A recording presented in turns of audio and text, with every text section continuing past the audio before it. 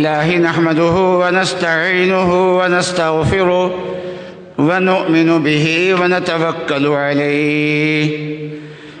ونعوذ بالله من شرور أنفسنا ومن سيئات أعمالنا من يهده الله فلا مضل له ومن يضلله فلا هادي له وأشهد أن لا إله إلا الله وحده لا شريك له وأشهد أن سيدنا ومولانا محمدًا عبده ورسوله صلى الله تعالى على خير خلقه سيدنا ومولانا محمد وعلى آله وأصحابه أجمعين. اللهم صل على سيدنا ومولانا محمد وعلى آل سيدنا ومولانا محمد وبارك وسلم صلاة وسلاما كثيرا كثيرا. مولاي صل وسلم دائما أبدا على حبيبك من زانت به العصر. أما بعد فأعوذ بالله من الشيطان الرجيم. بسم الله الرحمن الرحيم. وهو الذي جعل الشمس ضياء والقمر نورا وقدره منازل لتعلموا عدد السنين والحساب. وقال تعالى: إن عدة الشهور عند الله 12 شهرا في كتاب الله يوم خلق السماوات والأرض منها 4 حرم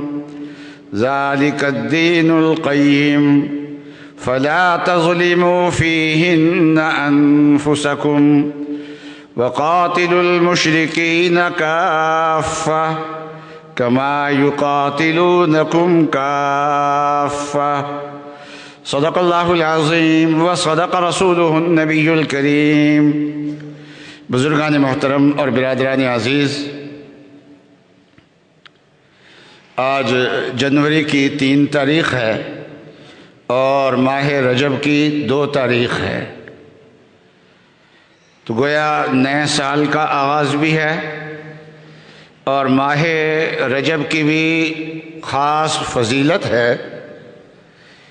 تو اس لیے خیال یہ ہے کہ دونوں بارے میں ہم کچھ بات کریں. اللہ تعالیٰ نے چاند اور سورج کا فائدہ بیان کرتے ہوئے یہ بیان فرمایا. پہلی بات یہ بیان فرمائی کہ یہ دونوں چیزیں روشنی کا سامان ہیں. وَالَّذِي جَعَلَ الشَّمْسَ ضِيَاءً، اللہ تبارک و تعالیٰ نے سورج کو روشنی کا ذریعہ بنایا. وَالْقَمَرَ نُورًا، اور چاند کو اللہ تبارک و تعالیٰ نے نور بنایا ہے. تو رات کو چاند کی روشنی ہوتی ہے اور دن کے وقت سورج کی روشنی ہوتی ہے، اور حقیقت میں دونوں روشنیاں سورج کی ہی ہیں. دن کے وقت براہ راست سورج کی روشنی ہوتی ہے اور رات کو سورج کی روشنی چاند پہ پڑتی ہے اور پھر چاند کی روشنی زمین کی طرف آتی ہے. تو اللہ تبارک و تعالیٰ نے ان دونوں چیزوں کو روشنی کا ذریعہ بنایا ہے. هو الذي جعل الشمس ضياء والقمر نورا وقدره منازل، اور اللہ تبارک و تعالیٰ نے ان کی منزلیں طے کی، مقرر کی، راستے ان کے مقرر کیے ہیں. ان کی گردش کو اللہ تبارک و تعالیٰ نے مقرر کیا ہے اور اس کے مطابق چاند اور سورج گردش کرتے ہیں، اور کروڑوں اربوں سالوں سے یہ گردش کر رہے ہیں. اور جس لائن پہ اللہ تبارک و تعالیٰ نے ان کو لگایا ہے اسی لائن پہ چل رہے ہیں نہ ایک سیکنڈ اس لائن سے ادھر ہوئے ہیں آگے ہوئے ہیں، نہ ایک سیکنڈ اس سے پیچھے ہوئے ہیں، نہ یہ دائیں ہوئے ہیں نہ یہ بائیں ہوئے ہیں۔ جہاں اللہ تبارک و تعالیٰ نے جیسے ان کو چلایا ہوا ہے ویسے چل رہے ہیں، جس سے معلوم ہوتا ہے کہ چاند اور سورج خود چل نہیں رہے بلکہ ان کے پیچھے اللہ تبارک و تعالیٰ کی قدرت ہے، وہ قدرت ان کو چلا رہی ہے۔ اور تیسرا فائدہ حق تعالیٰ شانہ نے بیان فرمایا لِتَعْلَمُوا عَدَدَ السِّنِينَ، یہ سورج اور چاند اس لیے اللہ تبارک و تعالیٰ نے بنائے ہیں کہ تاکہ تم سالوں کا حساب اس سے لگا لو، سالوں کا حساب اس سے لگاؤ۔ تو سورج کے ذریعے، سورج کو بھی اللہ تبارک و تعالیٰ نے سال کے حساب کا ذریعہ بنایا ہے، مہینوں کے حساب کا ذریعہ بنایا ہے، اور چاند کو بھی اللہ تبارک و تعالیٰ نے سالوں کا حساب کا ذریعہ بنایا ہے۔ اور اس کے علاوہ سال اور ماہ کے علاوہ دن رات کے اوقات کے حساب کا ذریعہ بھی اس کو بنایا لِتَعْلَمُوا عَدَدَ السِّنِينَ وَالْحِسَابِ، اور اوقات کا حساب بھی اس کے ذریعے سے اللہ تبارک و تعالیٰ نے رکھا ہوا ہے، اور اس کے ذریعے سے یہ حسابات چل رہے ہیں۔ تو چاند کے حساب سے جو مہینے چلتے ہیں ان کو قمری مہینے کہتے ہیں، اور عربوں میں زیادہ یہ رائج تھے، اور مہینے کا حساب چاند سے کرنا آسان ہے اس لیے کہ چاند کی گردش کو ایک تعلیم یافتہ آدمی بھی سمجھ سکتا ہے اور ایک ناخواندہ آدمی بھی سمجھ سکتا ہے۔ اور اگر کسی مہینے میں چاند کی تاریخ کا فیصلہ کرنے میں غلطی ہو جائے تو آنے والے مہینے میں اس کی تصحیح ہو جاتی ہے، پتہ چل جاتا ہے۔ تو اس لیے غلطی جو ہے وہ آسانی سے اس کے اندر نکل بھی سکتی ہے، اس کو آسانی سے سمجھا بھی جا سکتا ہے۔ لیکن سورج کا جو حساب ہے یہ حساب سمجھنا ماہرین کا کام ہے، عام آدمی کا کام نہیں ہے کہ اس کے حساب کو سمجھ سکے۔ آج جنوری کی 3 تاریخ ہے، تو اگر میں کہوں نہیں آج جنوری کی 3 تاریخ نہیں ہے، فروری کی 4 تاریخ ہے، تو دنیا میں چند ایک آدمی ہوں گے جو مجھے یہ بات سمجھا سکیں، میری بات کا توڑ کر سکیں، ورنہ کسی کے بس کی بات نہیں ہے۔ اور اگر میں چاند کی کسی تاریخ کا انکار کروں کہ آج رجب کی 2 نہیں ہے بلکہ رجب کی 1 تاریخ ہے، تو آنے والے مہینے میں ایک دیہاتی آدمی بھی مجھے پکڑ کے چاند دکھا دے گا کہ دیکھو یہ چاند نظر آ گیا ہے، اور جو آپ تاریخ کہہ رہے تھے ویسے نہیں ہے بلکہ تاریخ جو ہے وہ دوسرے طریقے سے ہے۔ تو یہ سمجھنا آسان ہے۔ تو اللہ تبارک و تعالیٰ نے عبادات کا حساب، جہاں مہینوں کا حساب ہے عبادات میں جہاں مہینوں کا حساب ہے، وہاں حق تعالیٰ شانہ نے چاند کے مہینوں کا حساب رکھا ہے، اس لیے کہ اس کا سمجھنا آسان ہے۔ چنانچہ رمضان چاند کے حساب سے ہے، اور عیدین چاند کے حساب سے ہیں، حج، یہ حج کا مہینہ یہ چاند کے حساب سے ہے۔ تو بہت ساری عبادات کا تعلق چاند کے جو مہینوں کے ساتھ جس کا تعلق ہے یا سالوں کے ساتھ جس کا تعلق ہے عبادات کا، تو اللہ تعالیٰ نے اس کو چاند کے ساتھ جوڑا ہے اور اس کا سمجھنا آسان ہے۔ اور کچھ عبادات ایسی ہیں کہ جن کا تعلق مہینوں کے ساتھ نہیں ہے بلکہ صبح شام کے اوقات کے ساتھ ان کا تعلق ہے، تو صبح شام کے اوقات سورج کے حساب سے سمجھنا آسان ہوتا ہے۔ تو اس لیے اللہ تبارک و تعالیٰ نے نمازوں کا حساب جو ہے وہ سورج کے ساتھ رکھا ہوا ہے۔ سورج جب افق سے 18 درجے نیچے ہوتا ہے تو مشرق کی جانب میں افق پہ ایک روشنی نمودار ہوتی ہے جس کو صبح صادق کہتے ہیں، اس سے فجر کا وقت شروع ہو جاتا ہے۔ سورج عین درمیان میں آتا ہے، جب بالکل درمیان کے نقطے سے آگے بڑھتا ہے تو سورج میں زوال کہتے ہیں، زوال ہو گیا۔ جب زوال ہو جاتا ہے تو ظہر کا وقت شروع ہو جاتا ہے۔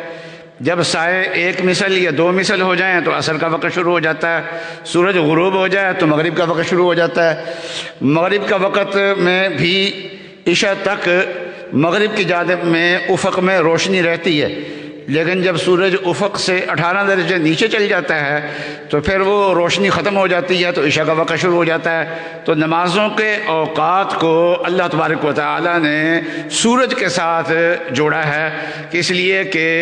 صبح شام کے اوقات کو سورج کے ساتھ سمجھنا یہ انسان کے لیے آسان ہے۔ تو مہینوں کا حساب،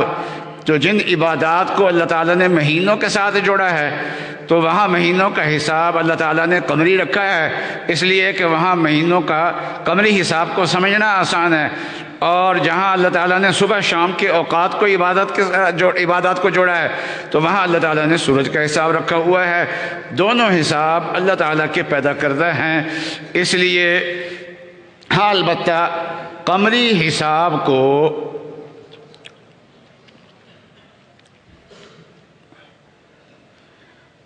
اسلامی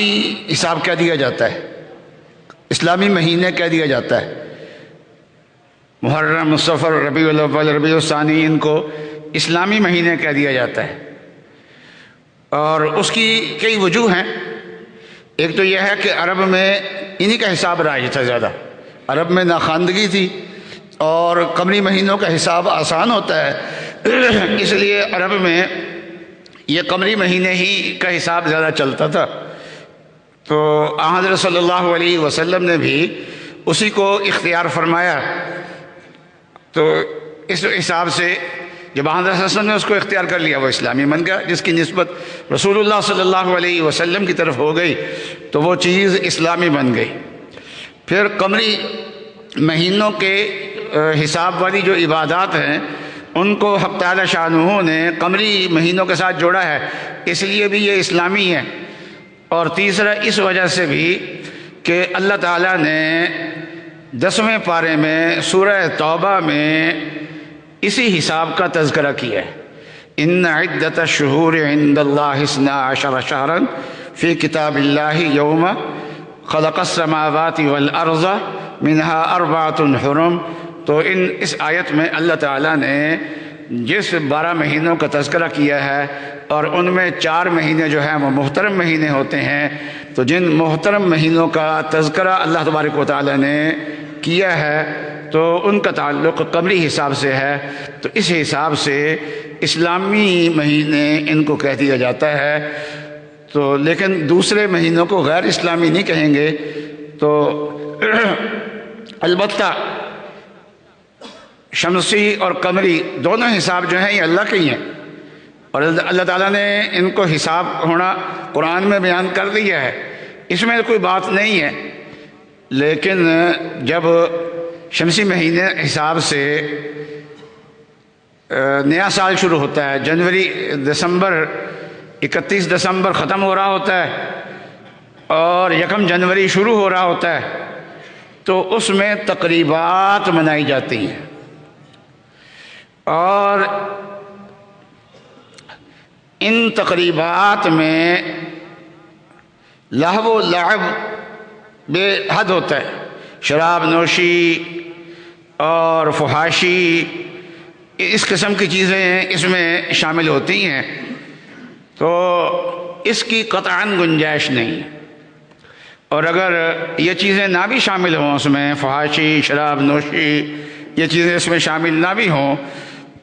تو یہ تقریبات منانا یہ مسلمانوں سے منقول نہیں ہے، یہ غیر مسلموں کا شعار ہے۔ اور من تشبہ بقوم فہو منہم، کہ جو آدمی کسی قوم سے مشابہت اختیار کرتا ہے تو رسول اللہ صلی اللہ علیہ وسلم نے فرمایا وہ انہی میں سے ہوگا۔ جو کام گورے کر رہے ہیں اور ان کا شعار ہے اور مسلمانوں کا وہ طریقہ نہیں ہے، تو یاد رکھیے اگر ہم اس کو منانا شروع کر دیا ان کے طریقے کے مطابق، تو پھر قیامت کے دن مسلمانوں کے ساتھ اس کا حشر نہیں ہوگا، کافروں کے ساتھ اس کا حشر ہوگا۔ ہم میں سے کون آدمی ایسا ہے جو، ہاں البتہ جب وقت گزرتا ہے تو وقت انتہائی قیمتی ہے، اتنا قیمتی ہے کہ سال تو دور کی بات ہے، انسان کو ہر روز کا محاسبہ کرنا چاہیے،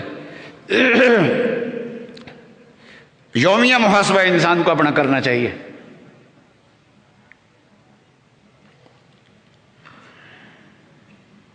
حضرت صلی اللہ علیہ وسلم کا ارشاد ہے کل الناس یغدو فبائع نفسہ او معتقها او موبقها، کہ ہر انسان جب صبح کو اٹھتا ہے نا، صبح کرتا ہے، نئے دن کا آغاز کرتا ہے، تو وہ اپنے آپ کو بیچ رہا ہوتا ہے اس دن۔ تو وہ دن جب گزارتا ہے تو دو طریقوں میں سے ایک طریقہ سے گزارتا ہے، یا تو اپنے آپ کو دوزخ کی آگ سے رہا کرا لیتا ہے، فبائع نفسہ فمعتقها، اپنے آپ کو دوزخ کی آگ سے رہا کرا لیتا ہے، یا اپنے آپ کو ہلاکت میں ڈال لیتا ہے۔ مطلب حضرت صلی اللہ علیہ وسلم کا یہ ہے کہ مسلمان جب صبح کرتا ہے اور ایک نئے وقت کا اور ایک نئے دن کا آغاز کرتا ہے، تو نئے دن کے آغاز کے ساتھ انسان کو سوچ لینا چاہیے کہ آج کا دن میں نے کیسے گزارنا ہے۔ آیا میں نے اپنے آپ کو دوزخ کی آگ سے رہا کرانا ہے، یا میں نے اپنے آپ کو ہلاکت میں ڈالنا ہے؟ تو یہ فیصلہ کر کے، تو ظاہر بات ہے کہ جب انسان فیصلہ کچھ بھی نہ کرے پھر تو دن لاپرواہی سے گزار کے اپنے آپ کو تباہی میں ڈال سکتا ہے، لیکن اگر انسان صبح کو اٹھ کے یہ فیصلہ کر لے کہ آج اللہ تعالیٰ نے جو مجھے دن دیا ہے، اس دن میں نے اپنے آپ کو اللہ کے عذاب سے رہا کرانا ہے، اپنے آپ کو عذاب میں مبتلا نہیں کرانا، تو کم از کم ایک دن اس کا ایسا گزر جائے گا جس دن میں وہ اللہ کی نافرمانی نہیں کرے گا۔ تو جس شریعت نے ہمیں صبح کو اٹھتے ہوئے اور دن کا آغاز کرتے ہوئے ہمیں خود احتسابی کی تعلیم دی ہے، تو مہینہ شروع ہو رہا ہو تو بدرجہ اولا اپنا احتساب کرنا چاہیے کہ زندگی کا ایک مہینہ گزر گیا ہے، ایک مہینہ اگلا جو شروع ہو رہا ہے، تو اس مہینے کو کیسے گزارنا ہے؟ اس کو اللہ کی نافرمانی کے اندر گزارنا ہے یا اللہ کی فرما برداری کے اندر گزارنا ہے؟ اور جب انسان ہر دن کا آغاز خود احتسابی سے کرے گا، ہر مہینے کا آغاز خود احتسابی سے کرے گا، تو پھر یہ انسان جو ہے یہ ہر سال کا آغاز بھی خود احتسابی سے کرے گا کہ نئے سال کا آغاز ہو رہا ہے، تو ماضی کے گناہوں سے معافی مانگے گا اور یہ طے کرے گا کہ میرے اختیار میں جو ہے وہ میں اللہ کی فرما برداری کے اندر گزاروں گا اور اللہ کی نافرمانی سے بچوں گا، اور کچھ حالات غیر اختیاری طور پہ پیش آتے ہیں، اس میں انسان کا بس نہیں چلتا، بیماری ہے، صحت ہے، موت ہے، حیات ہے، تنگ دستی ہے، فراخی ہے، یہ بہت ساری چیزیں ایسی ہیں جن کا تعلق انسان کے اختیار سے کم اور اللہ تعالیٰ کی عطا کے ساتھ زیادہ ہوتا ہے، تو اللہ تبارک و تعالیٰ کی طرف رجوع کرے گا کہ یا اللہ یہ آنے والا سال جو ہے اس میں مجھے بیماریوں سے محفوظ رکھنا، یا اللہ مجھے تنگ دستیوں سے محفوظ رکھنا، یا اللہ مجھے برائیوں سے محفوظ رکھنا، برے وقت سے محفوظ رکھنا، برے دن سے محفوظ رکھنا، بری رات سے محفوظ رکھنا، برے ساتھی سے مجھے محفوظ رکھنا۔ انسان جو ہے وہ اس چیز کا اہتمام کرے گا۔ تو جو نئے سال کا آغاز جو ہے وہ مسلمان کے کرنے کا یہ ہوتا ہے، خود احتسابی، اور یہ ماہ رجب چل رہا ہے، شروع ہو گیا ہے ماہ رجب، اور رمضان قریب آ گیا ہے۔ اس لیے ماہ رجب اور ماہ شعبان جو ہے یہ رمضان کے شوق کا مہینہ ہے۔ ایک حدیث ہے، اس کی سند میں کچھ کلام ہے، کچھ ضعف ہے، لیکن فضائل میں ضعیف حدیث بھی معتبر ہوتی ہے۔ مسند احمد کی روایت ہے، اور علامہ سیوطی نے جامع صغیر میں بھی اس کو نقل کیا ہے کہ جب رجب کا مہینہ آتا تھا تو رسول اللہ صلی اللہ علیہ وسلم یہ دعا فرماتے تھے، اللہم بارک لنا فی رجب و شعبان وبلغنا رمضان، کہ اے اللہ رجب اور شعبان میں برکت عطا فرما اور ہمیں رمضان تک پہنچا دیجیے۔ برکت کا معنی کیا ہوتا ہے کہ انسان کام تھوڑا کرے اور اس کے فوائد زیادہ مرتب ہوں، خرچ تھوڑا ہو اور اس کے فوائد زیادہ مرتب ہوں، کھانا تھوڑا کھائے لیکن پیٹ اس کا بھر جائے، اس کو برکت کہہ دیتے ہیں۔ تو مطلب یہ ہے کہ رجب اور شعبان کے مہینے میں انسان اگر نیکی اختیار کرتا ہے تو کوشش تھوڑی کرنی پڑے گی اپنی اصلاح کے لیے اور نیکی اختیار کرنے کے لیے،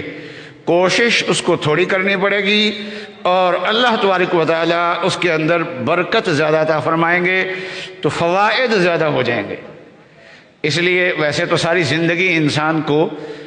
اپنی اصلاح کی کوشش کرتے رہنا چاہیے، تقوی کی کوشش کرتے رہنا چاہیے، کوئی لمحہ انسان کا تقوی سے کوشش سے خالی نہیں جانا چاہیے، ہر دم اللہ کی طرف اس کے قدم بڑھتے رہنے چاہیے، اور جب انسان اللہ کی طرف قدم بڑھاتا ہے تو اللہ تبارک و تعالیٰ پکڑ کے اس کو اپنی طرف کھینچتے ہیں، پھر اس کو تو انسان خود قدم اتنے نہیں بڑھاتا جتنا اللہ بندے کے زیادہ قریب ہوتے ہیں۔ لیکن ان مہینوں میں چونکہ برکت ہے، ان دو مہینوں میں رجب اور شعبان میں، تو اس لیے ان دو مہینوں میں اللہ کے قرب کے لیے جو کام کیا جائے گا تو اللہ تبارک و تعالیٰ جو ہماری طرف بڑھ کے آئیں گے وہ عام مہینوں کی بنسبت زیادہ آئیں گے۔ اور حق تعالی شانہ نے قرآن پاک میں یہ فرمایا ہے کہ جب سے آسمان و زمین بنے ہیں تو سال کے 12 مہینے ہوتے ہیں، ان میں سے 4 مہینے محترم ہیں۔ رسول اللہ صلی اللہ علیہ وسلم نے ان 4 مہینوں کی تفصیل بیان فرمائی کہ 3 مہینے متواتر ہیں، ذوالقعدہ، ذوالحجہ اور محرم، یہ 3 مہینے محترم ہیں، اور ایک رجب کا مہینہ ہے جو جمادی الاخری اور شعبان کے درمیان میں ہوتا ہے، یہ رجب کا مہینہ ہے۔ تو 12 مہینوں میں سے جن مہینوں کو اللہ تبارک و تعالیٰ نے محترم مہینے قرار دیا ہے، اور زمانہ جاہلیت میں بھی ان کو محترم سمجھا جاتا تھا، اور ان مہینوں میں جنگ نہیں کی جاتی تھی، جنگوں سے بچتے ہوتے تھے، تو رجب کا مہینہ ان محترم مہینوں میں سے ہے۔ تو پہلے زمانے میں تو ان مہینوں میں جنگ بھی حرام تھی، اور حتیٰ کہ مشرکین بھی ان مہینوں میں جنگ نہیں کرتے تھے، رک جاتے تھے، جب یہ مہینے آتے تھے تو جنگوں سے رک جایا کرتے تھے، اور ان مہینوں میں امن قائم ہو جاتا تھا۔ لیکن اب شریعت مہینوں کا احترام تو برقرار ہے، لیکن جہاد کی اجازت ہے۔ پہلے ہوتی تھی جنگیں، جنگ اور چیز ہوتی ہے، جہاد اور چیز ہوتا ہے۔ جنگیں جو ہیں یہ بری چیز ہیں، لیکن جب اس پہ عنوان جہاد کا لگ جائے اور اس کے اندر جہاد کی شرائط پائی جائے اور جہاد کے احکام کی رعایت اس میں کی جائے تو وہ صرف عبادت نہیں بلکہ بڑی بڑی عبادات سے بھی بڑی عبادت ہے، بہت بڑی عبادت ہے، اور اس کو اللہ تبارک و تعالیٰ نے قرآن پاک میں ایمان کے ساتھ ملا کے ذکر کیا ہے۔ اس کو بہت سی جگہوں پہ الذین آمنوا وہاجروا وجاہدوا فی سبیل اللہ باموالہم وانفسہم۔ تو ان مہینوں میں ہیں یہ محترم مہینے، تو اس میں کیا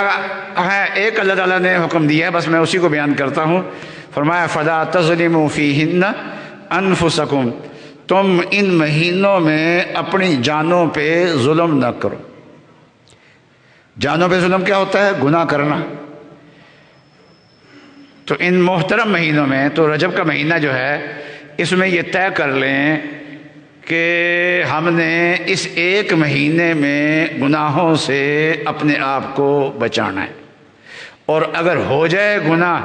تو بہت جلد رو کے اللہ تبارک و تعالیٰ سے معافی مانگنی ہے اور توبہ کرنی ہے۔ اللہ تبارک و تعالیٰ مجھے اور آپ کو عمل کرنے کی توفیق عطا فرمائے۔ وآخر دعوانا ان الحمد للہ رب العالمین۔